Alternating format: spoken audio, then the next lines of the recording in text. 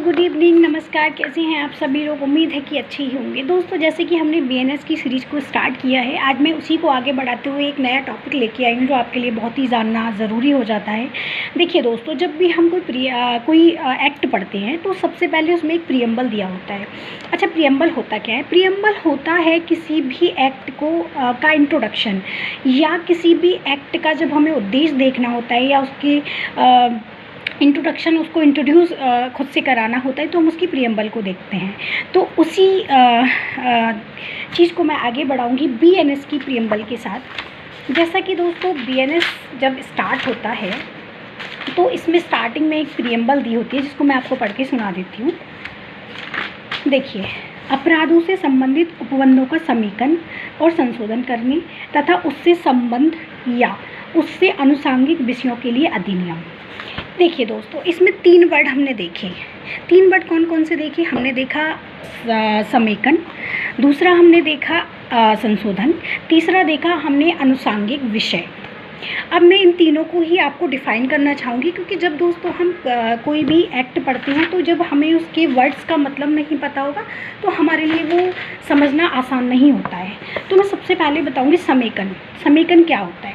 देखिए दोस्तों, जब हम ये कह लें कि यदि किसी कानून पर या किसी विषय पर समय समय पर कई कानून बनाए गए होते हैं, तो उन कानूनों को एक जगह इकट्ठा करना या उस विषय से संबंधित जितने भी कानून हैं उनको एक जगह इकट्ठा करना, कंसोलिडेट करना समेकन कहलाता है।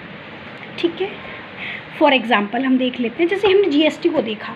जीएसटी लागू होने से पहले टैक्सेशन के बहुत सारे लॉज थे, या टैक्स कई तरह से हमें देखने को मिलता था। तो टैक्स पे जो कानून थे उनको मिलाकर एक जीएसटी कानून बना दिया गया।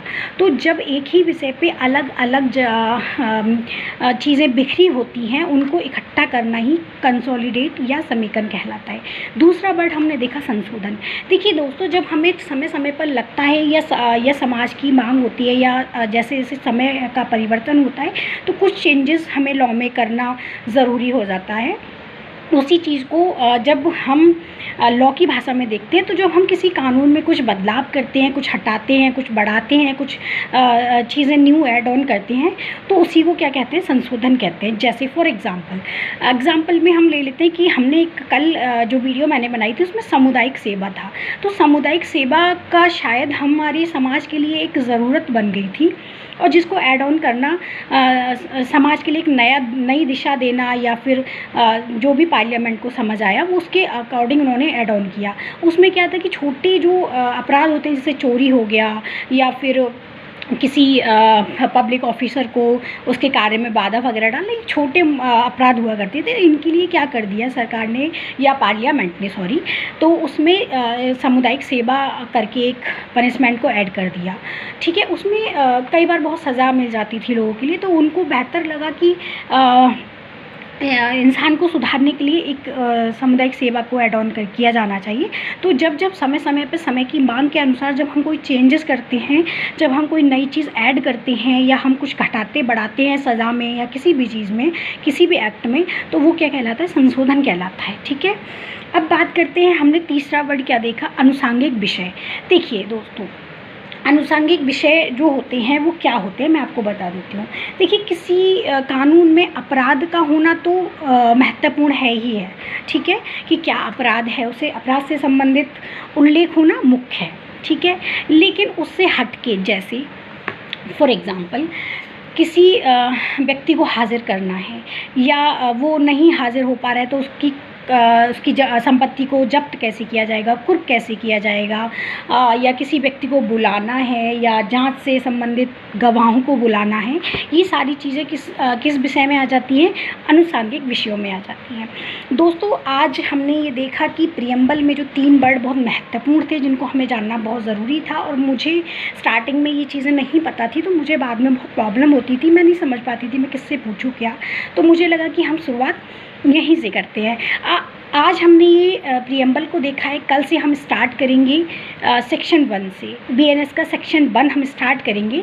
तो सेक्शन 1 की एक चीज़ मैं आज ही बता देती हूँ कि जैसे मैंने सेक्शन 1 को देखा, तो उसके सबसेक्शन कई सारे सबसेक्शन हैं। तो उसमें एक सबसेक्शन आई थिंक 2 या 3 है जिसमें कार्य और लोप। कार्य तो वो जो एक्ट हम कर रहे हैं, ठीक है। अब ओमिशन आता है, इसमें एक वर्ड ओमिशन आता है जो जनरली स्टार्टिंग में जो बिगनर्स होते हैं या जो लॉ स्टूडेंट होते हैं उनको नहीं पता होता है।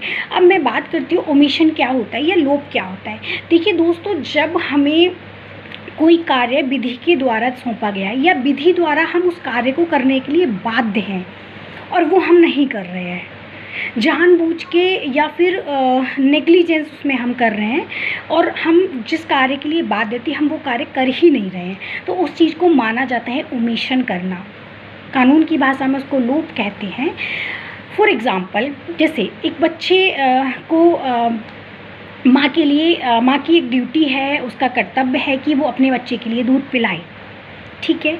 अगर वो उसको अपने बच्चे के लिए दूध नहीं पिलाती हैं या फिर उस दूध ना पिलाने की वजह से उस बच्चे की डेथ हो जाती है, तो ये कार्य ओमिशन में आएगा, क्योंकि उनकी ड्यूटी थी, वो बाध्य थी कि अपने बच्चे के लिए वो दूध पिलाएं, लेकिन उन्होंने नहीं पिलाया, उसकी केयर नहीं की, तो वो ओमिशन कहलाया। जैसे जेल में जो कैदी होते हैं उनको खाना देना, जेलर का जो भी ड्यूटीज़ होती हैं, अगर वो उनको फुलफ़िल नहीं करते हैं, वो जान के किसी व्यक्ति को नेग्लिजेंट तरीके से उनको खाना नहीं देते हैं और उस खाना ना देने की उसमें उनकी डेथ हो जाती है किसी कैदी की, तो वो वहाँ पे ओमिशन कहलाता है। तो ये शब्द जानने, हमारे लॉ में हर एक शब्द का एक महत्व होता है, उनको जानना बहुत ज़रूरी होता है दोस्तों।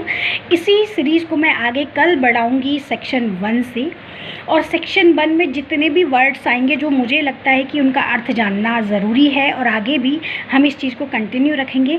अगर मेरी ये वीडियो आपके लिए हेल्पफुल लगी हो और आपके लिए लॉ इजीली समझ आ रहा हो तो प्लीज़ लाइक, सब्सक्राइब और शेयर करना ना भूलें।